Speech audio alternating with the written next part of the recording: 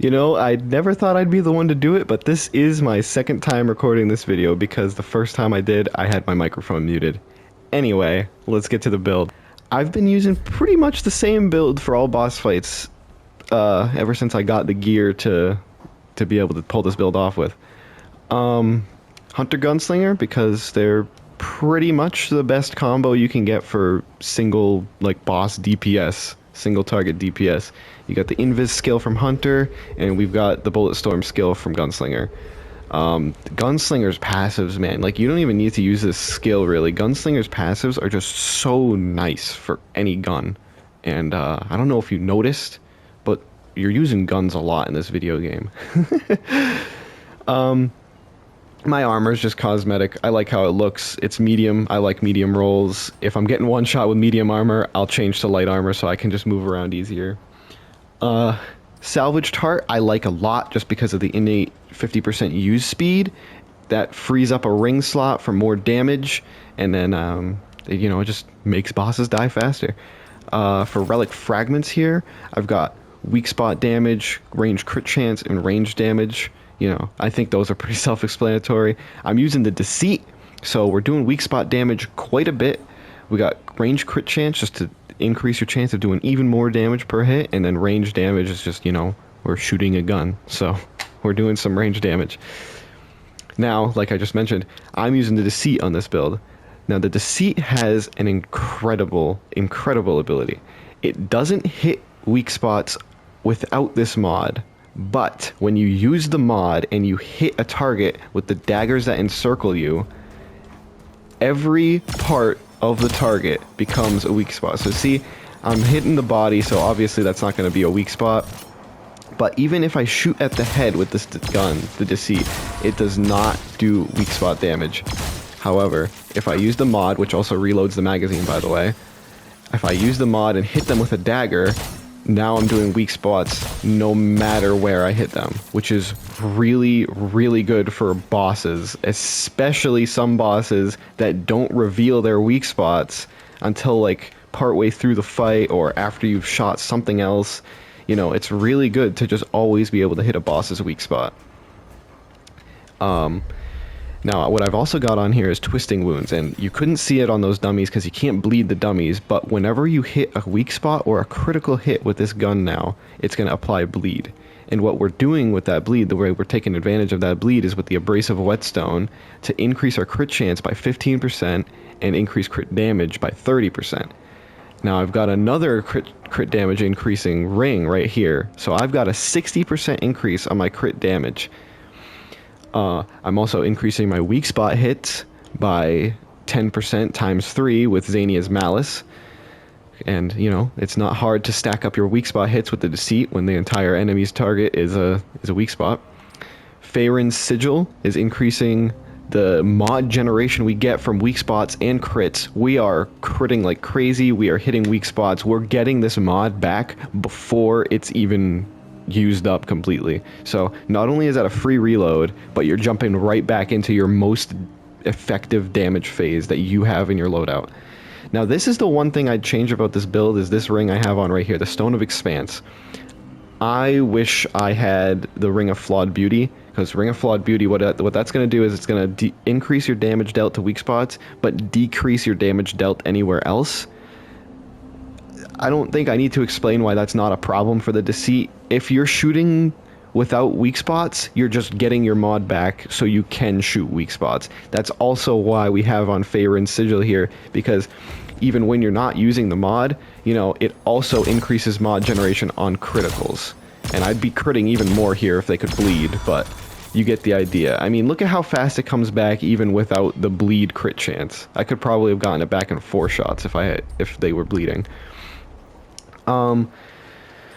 I use the Enigma because the Enigma is incredible at ad clear in anything in this game. I really sincerely think it's a problem. I do think that it needs to be nerfed even harder. This is post first patch, if you want to call it that. It has been nerfed, but it's still so good. I've got, you know, Deadly Calm on as a mod just it's whatever. It's more damage. It's damage increases when you're aiming. You're always aiming when you're shooting a gun in this game, so it's just more damage. And you know, even if you're not shooting at a crowd, that overloaded shock status is it's damage over time, so why not?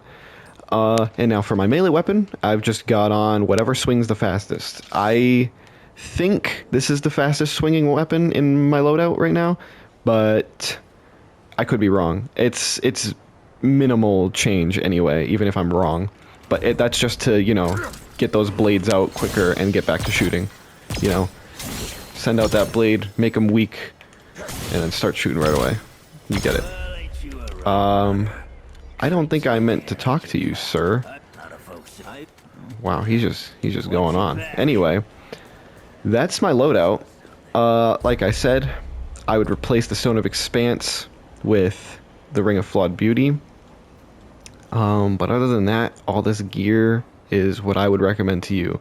Armor is preference. Do you like heavy dodges? Do you like light dodges? See, like I said, if I'm getting one shot in medium, that's what's gonna make me switch to light. Other than that, I'm sticking to medium, just so I can maybe get hit once before dying.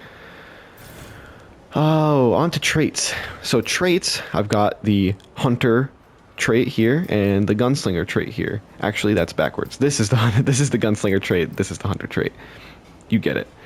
I dumped into mod power regeneration and skill generation. Evade distance. I'm pretty sure I can't play without this anymore. I've grown quite accustomed to it. It's really nice. The dodge distance is really nice, but you definitely don't have to use it. I'd say traits are probably the most subjective part of any build, maybe with the exception of mod and skill generation. Footwork I like a lot because if you're dealing damage in this game, you're aiming. So it's good to move faster while you're aiming. Shade skin and bark skin, that increase your elemental damage resist and physical damage resist. I don't know if I'd recommend these on Apocalypse. That's what I'm playing on right now, but I still get one shot a lot of the time, so I'm not sure if I can recommend those. There's plenty of other traits to dump into though. And then whatever skill points I had left over, I just went into movement speed because movement speed's nice to have. That's actually it though. I don't use concoctions a lot, which, you know, call me a fool. I am one, but I don't use concoctions that often. If I do, it's the bottled Shadeberry, which is just more mod power generation.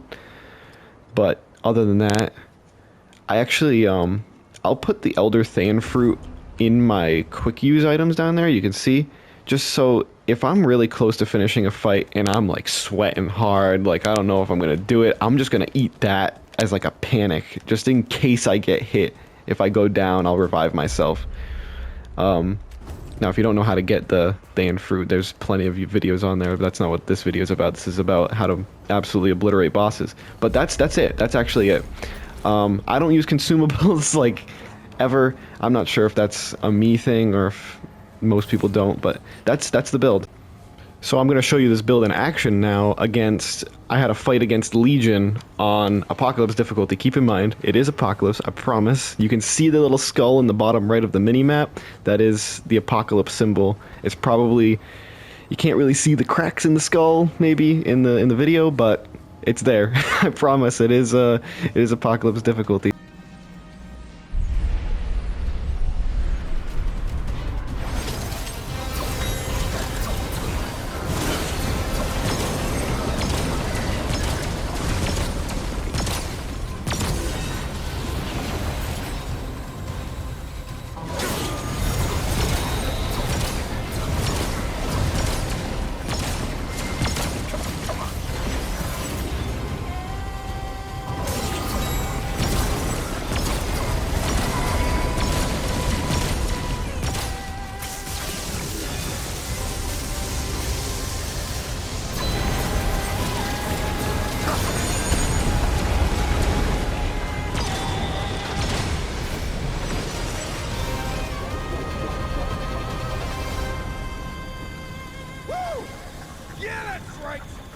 scraps with the wrong guy! Woo! So thank you everybody for watching. I appreciate it. I do want to make more videos. I like this game a lot, so I couldn't keep this to myself. I wanted to share my build. I'm really proud of it, and if you think that I can optimize this build further, please let me know. I'm not full of myself whatsoever. I know this build can be improved upon. Please share your ideas in the comments. I would love to hear it. I just want to get better at this game, and I want to help other people get better. So thank you everybody, and hopefully I'll see you in the next one.